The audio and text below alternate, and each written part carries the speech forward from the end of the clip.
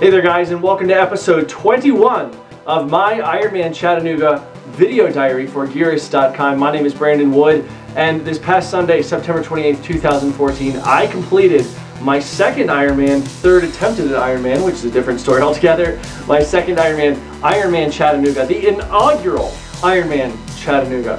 Oh, what's that? Oh yeah, it's a medal. It says I finished. And oh yeah, look at that. Look at, I got a shirt too. So on this edition of my video diary, what I'm going to talk about is a little bit of my recovery, where I am now, how the race went, and then I'm also going to talk about the swim course.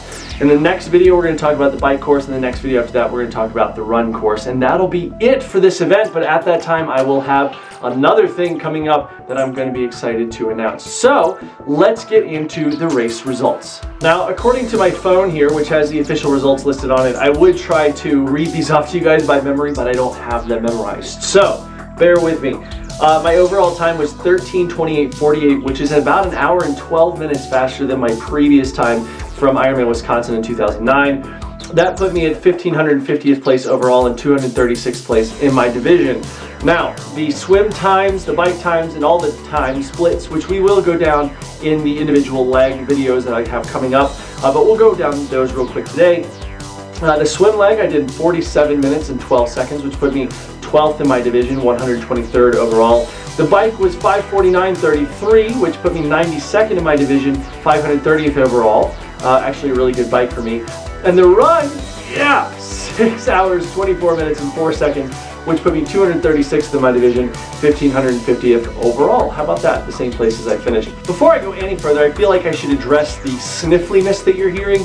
You know, my body, I've noticed in the past, and maybe some of you guys noticed this too, is one of those where when it's done with something, it's like, ugh, finally I can get sick, and I think I'm coming down with a cold as I speak to you. I've been sneezing like crazy. Of course, it could be the change in seasons because I went on a hike this morning. I'm going to show you some footage of that here in a few minutes.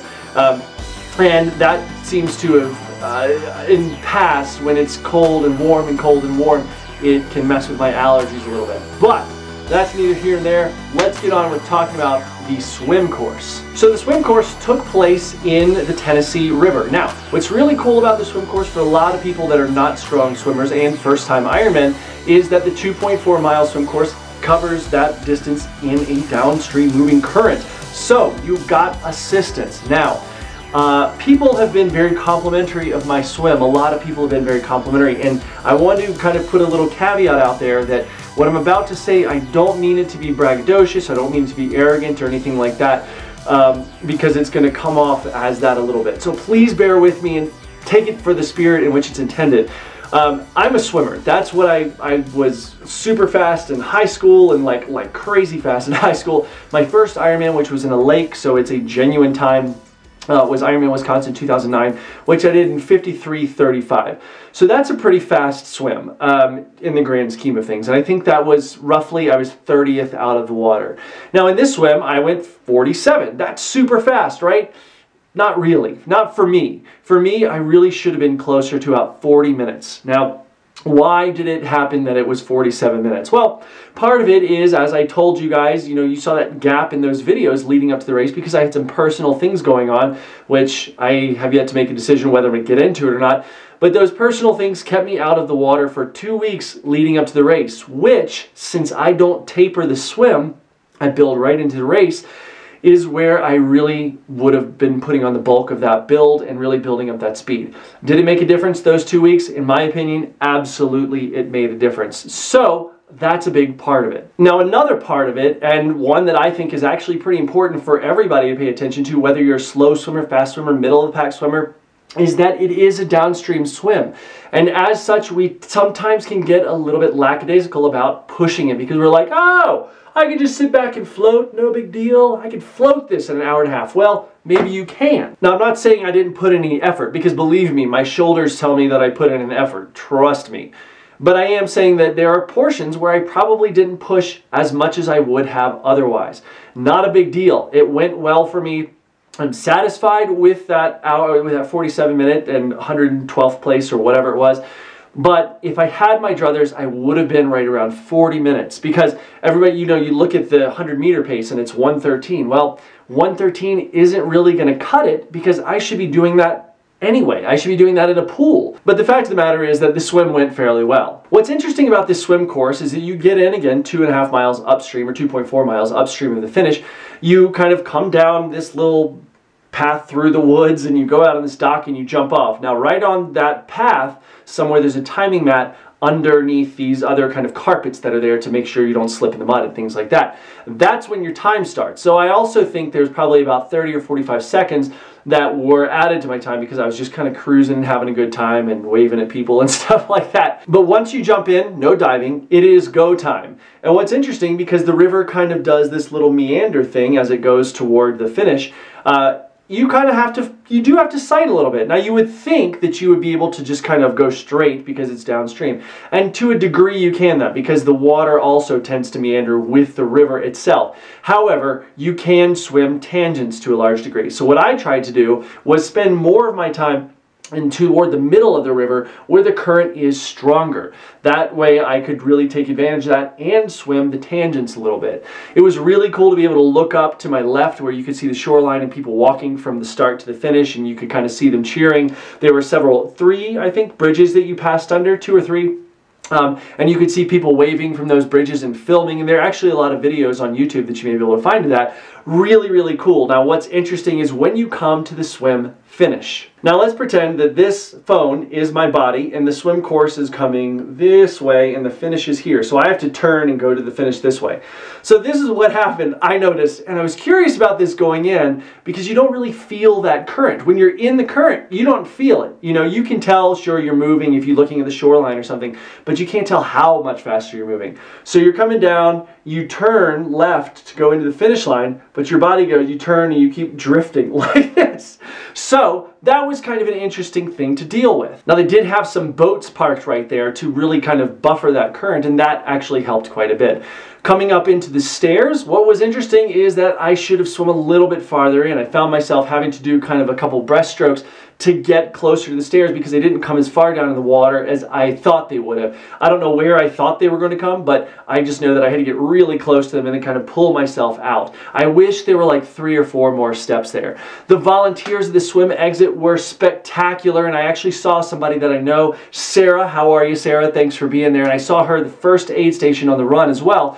And then the cheering, as you go, you kind of keep running. I think you're running west, you're running down the river on the seawall there, and then you make this turn, and everybody saw this. As you go to the athlete village, you see this, and you look up at this hill. It's not long, it's pretty short, but it's a flippin' steep hill. So you have to kind of run up this hill, and then you go into transition.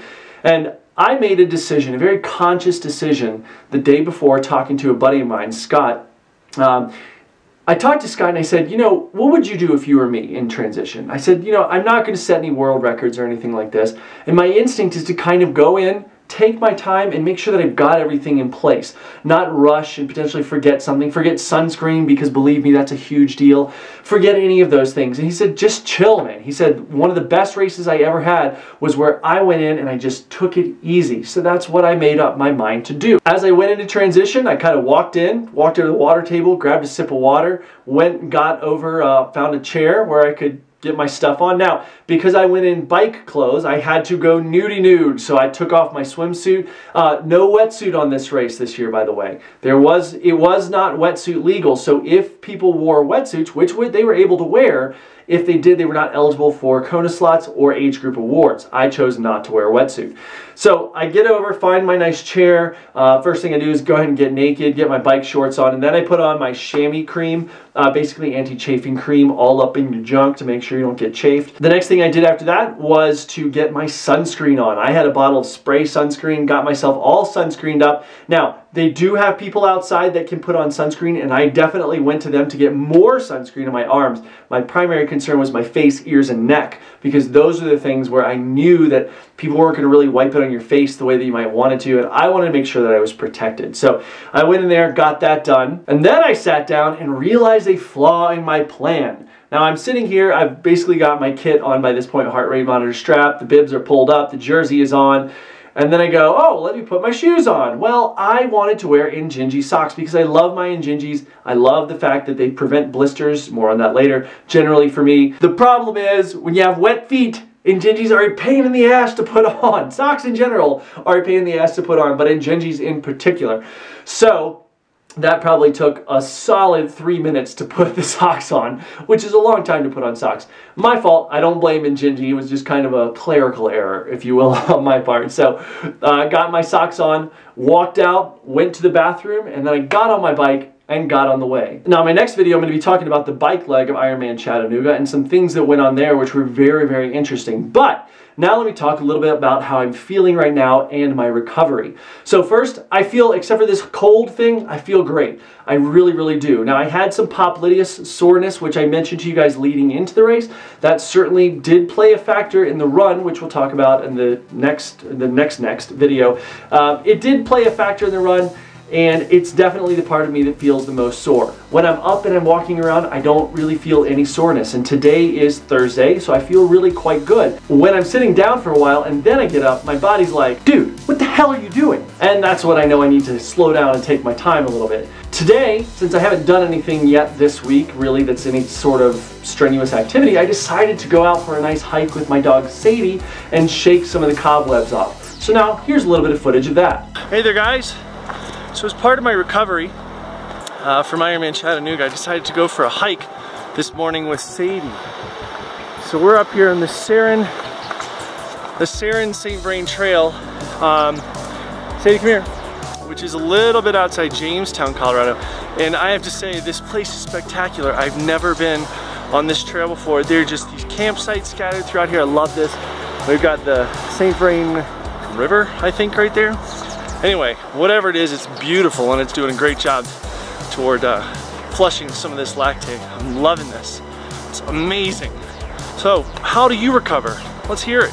Now, while I was on that hike, I was reminded that one of the things that you have to look out for most when recovering isn't necessarily the little kind of twinges and niggles that are here or there that bug you as a direct result of a race, but it's the compensatory things. So, for instance, I'm compensating with the way that I walk on my left leg because of my popliteus, and I ended up really feeling kind of a twinge in my piriformis or gluteus medius area, and so I really kind of had to look out for that and correct my gait. Or not just correct my gait, but just kind of take it back to neutral. All in all, I'm feeling really, really great, and I'm really excited to get back into the swing of things with some Gearist reviews. This coming week, we've got a bike rack, we've got some more shoes, we've got so many things to get up on reviews that we're kind of overloaded, and it's exciting because winter is right around the corner. And here in Colorado, we've got some high country snow, some of which you may have seen in that video. Now, before I let you guys go, don't worry, we will be talking about the promotion that I've been teasing at this whole entire time very, very soon. However, right now I want to know, what long-term goals do you have on your plate? Are you planning on doing an Ironman? There are several people that in the comments of these videos have said, hey, I'm training for my first. You know, this is such a great thing to see and get all this great information. I want to hear what you've got coming up. Leave your responses in the comments section below. As always, you guys, thank you so, so much from the bottom of my heart for really following me on this journey. It really, really means a lot. Please definitely follow me at all our social media outlets, which you can see right here on my right, your left. And as always, visit Gearist.com. Check out all of our reviews, and if you've got any questions, don't hesitate to email us at info@Gearist.com. Thank you guys so much for joining us. We'll see you next time.